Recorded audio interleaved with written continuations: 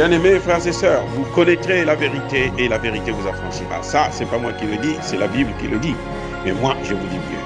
Vous connaîtrez la vérité historique, notamment celle de vos ancêtres kémites, et vous aurez une vision globale de ce que c'est que la vraie souveraineté politique. J'ajoute, vous reviendrez à la spiritualité africaine ancestrale et vous comprendrez les enjeux de l'indépendance économique. Et pour terminer, vous accepterez votre identité culturelle kémite et vous obtiendrez deux choses. La première, c'est la paix. La seconde, c'est le développement, à une condition. L'unité de toute l'Afrique noire, l'unité de tous les Noirs du monde entier.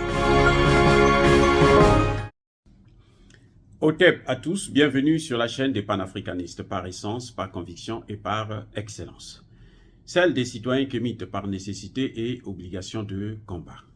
Nous sommes une chaîne qui n'est guidée que par nos ancêtres et rien que par les ancêtres qui appartiennent à l'égrégore du monde noir. Par conséquent, nous ne croyons en aucun Dieu venu de l'étranger. Toutefois, cette vidéo n'est aucunement destinée à inciter à la haine ou à la violence, car nous menons un combat qui est d'abord et avant tout spirituel, intellectuel et démocratique. Ensuite, il est politique, géopolitique et géostratégique.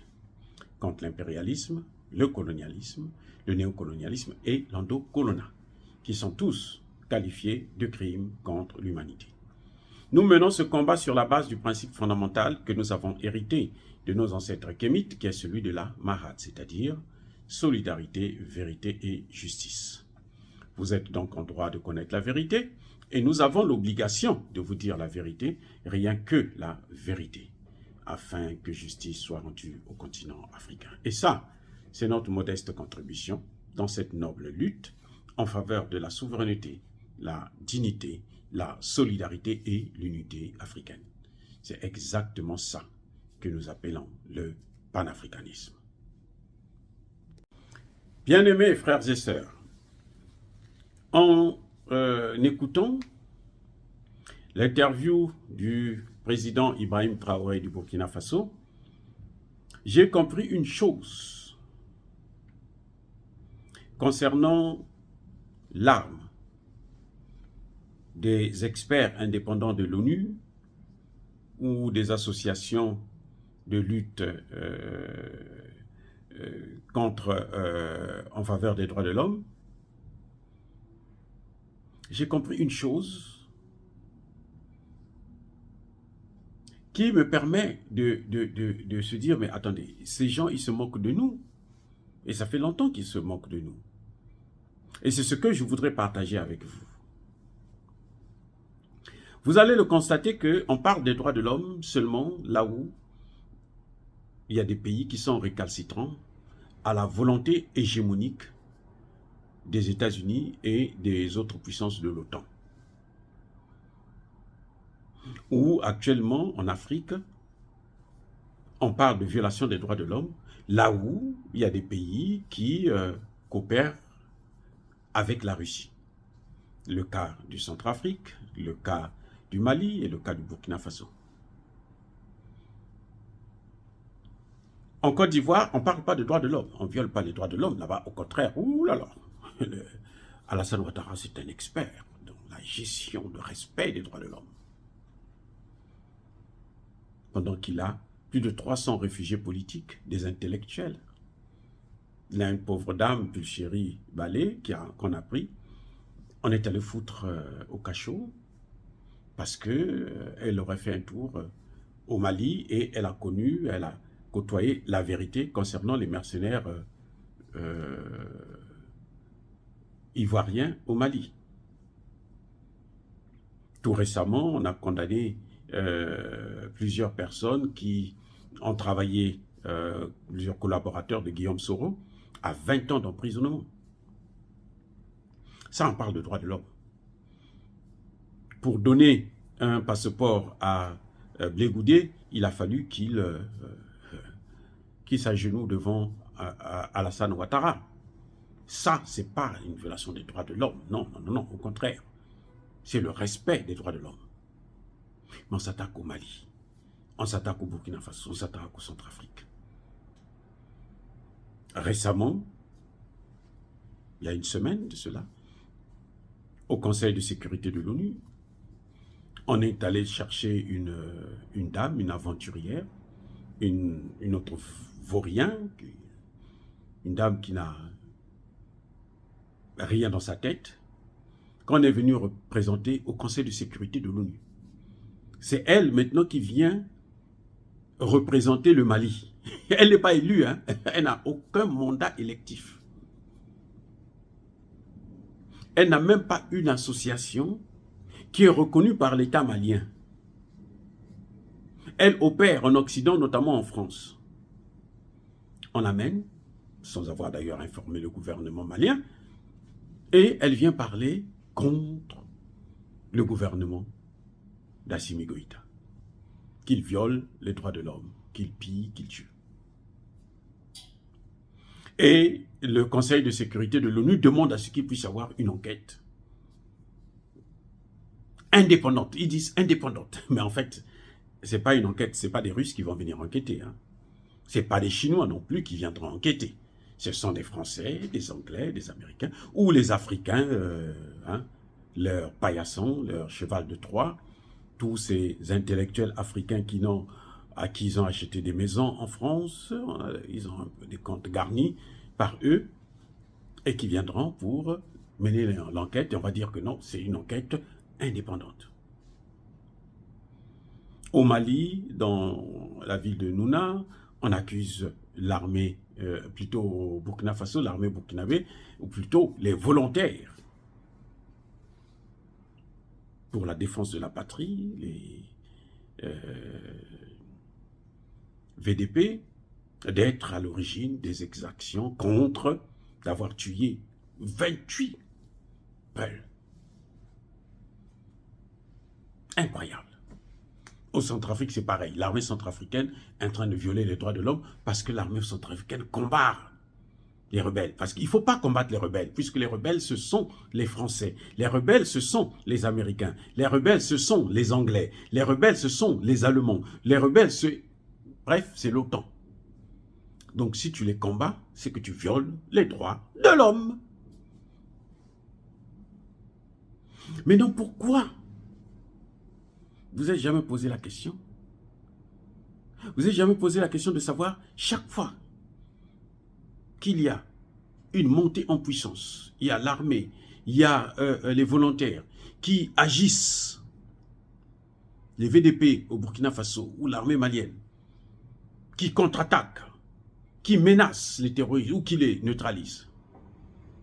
Chaque fois qu'il y a ça, ils sont au courant, ils savent que non. Là, il y a eu violation des droits de l'homme. C'est pas possible, ça. Il y a violation des droits de l'homme. Vous n'êtes jamais posé cette question. Eh bien, je vais vous donner la réponse aujourd'hui. Pourquoi ils sont toujours présents, alors qu'ils ne sont plus dans ces pays. Hein. Ils ne sont plus au Centrafrique. L'armée française n'est plus au Centrafrique. L'armée française n'est plus au Mali. L'armée française n'opère plus au Burkina Faso, même s'ils sont encore là. 700 personnes. Ils sont encore là, mais ils n'opèrent plus. Mais comment? C'est à l'aide des satellites qu'ils voient ça? Oh, mais les satellites ne voient pas en des yeux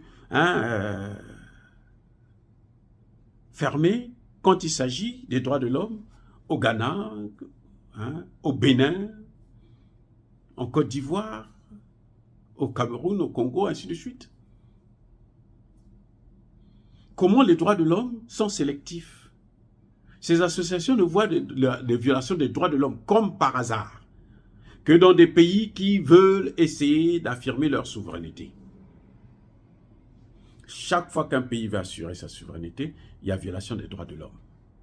Donc, en fait, on est condamné à être esclave.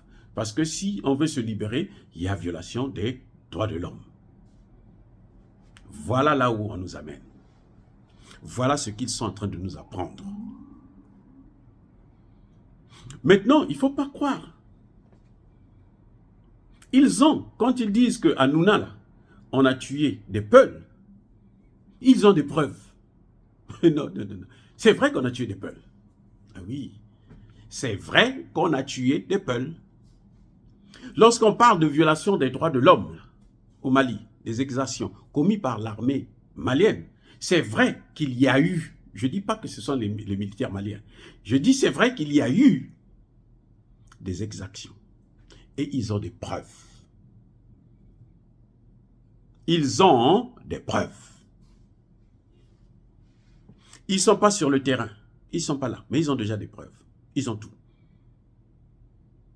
Vous savez pourquoi? Parce que ce sont les Français qui les tuent. Ils viennent au Burkina Faso. Ils tuent 28 Peuls. Ils ont la preuve, puis ce sont eux qui les ont tués. Ils savent que non. Ils ont tué 28. Donc si on mène une enquête, forcément, on doit trouver qu'il y a 28 qui sont morts. Voilà le problème. C'est là où maintenant le problème se pose. Chaque fois, quand ils parlent des droits de l'homme, ils ont des éléments de preuve. Parce que ce sont eux qui commettent les forfaits. C'est pour ça que le président Ibrahim Traoré s'est dit, oh, attendez, oui, c'est vrai, il y a eu des morts. Maintenant, nous allons faire la balistique. Parce que chaque arme, écoutez, chaque arme a une référence. C'est ça le problème. Chaque arme a quoi, j'ai dit, a une référence. Toutes les armes dans le monde, là, ont une référence. Il dit, nous avons les armes des VDP. Donc, on fait la balistique. À travers la balistique, on va savoir si ce sont ces armes-là des VDP ou bien ce sont d'autres armes. Voilà comment on peut les coincer. Et voilà la vraie vérité. Même au Mali, quand ils disent que oui, il y a eu exaction de l'armée, ce n'est pas l'armée malienne qui tue. Ce sont les mercenaires, les terroristes français ou leurs complices locaux qui tuent. Ce qu'ils oublient, c'est que tous les militaires maliens ont des armes et ces armes-là sont numérotées. Donc il suffit de faire la balistique. Et quand ils disent qu'on va mener une enquête, ils ne viennent pas pour faire la balistique. Non, on ne parle pas de la balistique, non. On ne parle pas de la balistique. On vient, on dit non. Est-ce qu'on avait tué des gens ici? Oh non, oui, on avait tué tant de personnes. Ah, vous voyez? Donc l'armée malienne a tué. Ibrahim Traoré nous a donné une information capitale. Il dit qu'ils ont attrapé des gens, des terroristes, qui viennent avec des tenues de l'armée burkinabé. Où est-ce qu'ils trouvent ça? Dans le désert, là, il y a des tailleurs qui, arrivent à coudre les... qui passent leur temps à coudre les tenues militaires burkinabé. Où est-ce qu'ils trouvent les tissus? Ces tissus-là viennent de l'Occident. L'équipement vient de l'Occident. L'équipement vient de la France.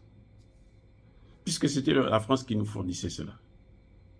Donc c'est la même France qui en donne à des terroristes qui s'habillent comme si c'était des militaires burkinabés qui viennent, qui commettent des forfaits, qui s'en vont. La seule façon de les avoir attrapés maintenant, on va vers la balistique et vous allez voir qu'on ne tombera jamais sur les militaires maliens, burkinabés ou centrafricains. Les amis, le cinéma qu'ils ont fait à l'ONU là, pour demander qu'on veut une enquête, c'est parce qu'ils excluent la balistique. Ils ont des photos des gens qui ont été tués, puisqu'ils étaient là, ce sont eux qui ont commis le forfait. Ce sont eux qui ont tué. Donc, ils ont des photos, ils ont tout. Ils ont des preuves, ils ont tout qu'on a tué. Ce qu'ils cachent, ce qu'ils ne montrent pas, ce sont les armes qui ont été utilisées. Ah oui, on a vu des gens avec des tenues militaires maliennes, ou burkinabés, ou centrafricains. Mais ce n'est pas l'habit qui fait le moine. Ce n'est pas parce qu'on est habillé en soutane qu'on est prêtre. Et vous le savez très bien. Voilà le problème. Donc, quand les Français, les Américains, les Allemands et autres, aux Nations Unies, là, ils crient tout le temps, droit de l'homme, on a tué. Dès qu'il y a quelque chose dans une ville, le même jour, à la minute, là, ils sont au courant. Mais parce que ce sont eux qui tuent. Si ce n'est pas eux qui tuaient, avec l'uniforme local, ils ne peuvent pas le savoir. Même s'ils ont des satellites, ils ne peuvent pas le savoir. On a vu en Ukraine comment Zelensky a utilisé cette mascarade. Eh oui. On vient dans un hôpital, on sort tous les malades, ou on tue quelques enfants, et on dit non, c'est une bombe des Russes. C'est leur habitude. Ils viennent au Conseil de sécurité, là, avec des poudres, pour dire que non, on a trouvé des armes, des poudres de mass destruction. Et on va faire la guerre. C'est après, quand vous allez vous rendre compte, c'est trop tard. Quand vous voyez qu'ils forcent là, parce qu'ils ont des documents. C'est au Mali maintenant de faire la balistique. Cherchez-nous, faites-nous la balistique. Ils sont tués par balle, non? Faites la balistique, on va voir. On ne peut pas les tuer avec des couteaux, puisque les militaires sont armés. Faisons la balistique. Vous allez voir qu'ils seront confus. C'est ça qu'ils sont en train de faire actuellement. Au Centrafrique, au Mali, au Burkina Faso. Ces trois pays-là, quand vous les voyez là, c'est pour ça qu'ils sont seulement dans ces pays-là, parce que ce sont eux les commettants. Ce sont eux qui commettent ces forfaits. Oh, bien-aimés frères et sœurs, on ne peut pas continuer à jouer avec nous encore longtemps. Et je salue le président Ibrahim Traoré qui m'a inspiré à comprendre ces choses-là. Je me posais la question, mais pourquoi ils insistent tout le temps? Enquête indépendante, enquête indépendante. Je ne savais pas que c'est parce que ce sont eux qui commettent les forfaits. C'est pour ça qu'ils ont l'information, ils connaissent le nombre. Même si c'est la nuit, ils savent qu'on a tué tant. Ils savent, même la nuit, ils savent. Ce n'est pas des satellites. C'est parce qu'ils s'habillent en uniforme malien, en uniforme burkinabé, centrafricain, pour commettre des forfaits et puis accuser les armées locales, parce que ces armées sont en train de monter en puissance, parce que ces armées sont en train de combattre le terrorisme, parce que ces armées ont décidé de reprendre leur souveraineté, parce que ces armées les ont virés. Dire cela, c'est inciter à la haine ou à la violence? Non. Je persiste et je signe, bien-aimés frères et sœurs. Soyez abondamment bénis par le Dieu des Kémites. Mais que ceux qui persécutent l'Afrique, ceux qui tuent gratuitement des peuples pour accuser l'armée burkinabé, l'armée malienne, afin de mettre des communautés en conflit, qu'ils soient noirs ou qu'ils soient blancs, ceux qui déstabilisent le continent africain et le pillent, qu'ils soient noirs ou qu'ils soient blancs, qu'ils soient punis, maudits, foudroyés, neutralisés par le Dieu des Kémites et par nos ancêtres évangélisés. Vive l'Afrique éternelle, j'ai dit et j'assume.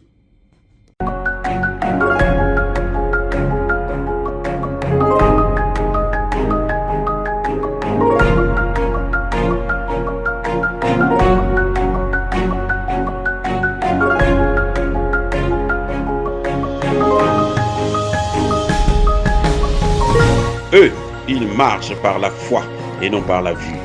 Mais moi, je vous conseille vivement de marcher par la connaissance scientifique et historique, notamment celle de nos ancêtres kémites, par les 5 sens et par l'intelligence. Abou Apia.